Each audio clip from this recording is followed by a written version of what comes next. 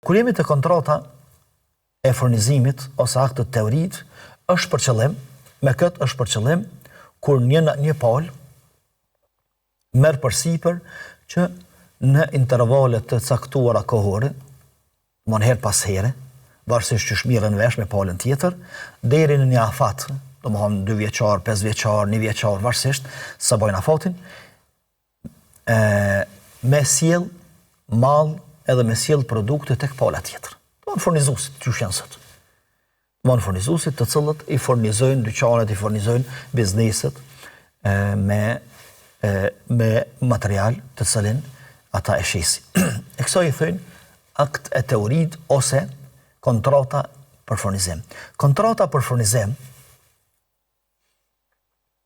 mund të jetë disa forma.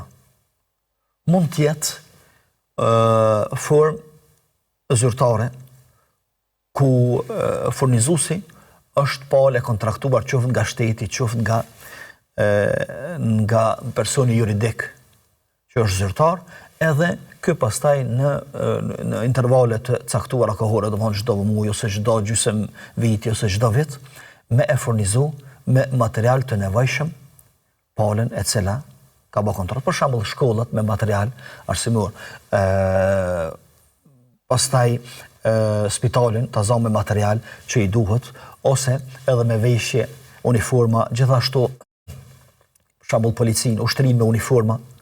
Janë ndërmarrje të cilat kontraktohen që me e bë furnizimin e vazhdueshëm në intervale të ndryshme kohore. Edhe mund të jetë furnizuesi në këtë rast mund të jetë civil.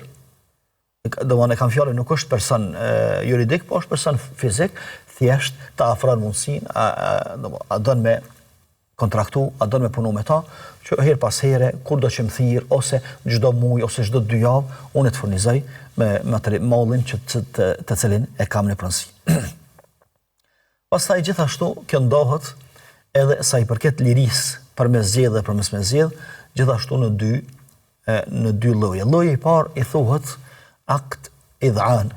Domthon kur njëna palë s'ka mundësi me zgjedh. Apo e pranon kontratën kështu, apo s'po e pranon. Domthon s'mundesh me qit kushte. Kushtet i gjet vetëm njëna palë.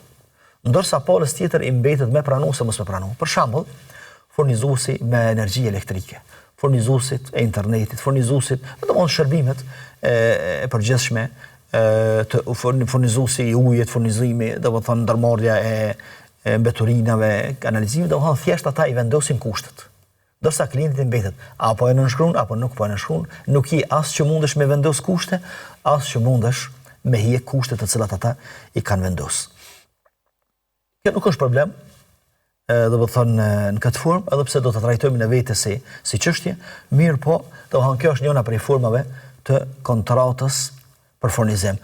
Forma tjetër është kur 2 palët janë në gjendje me vendos kushte. Edhe furnizuesi vendos kushte ose argëzon kushtet palës tjetër, po edhe ai i cili don me u furnizu mundet me vendos kushte, po mundet edhe me ja largu kushtet pastaj palës tjetër.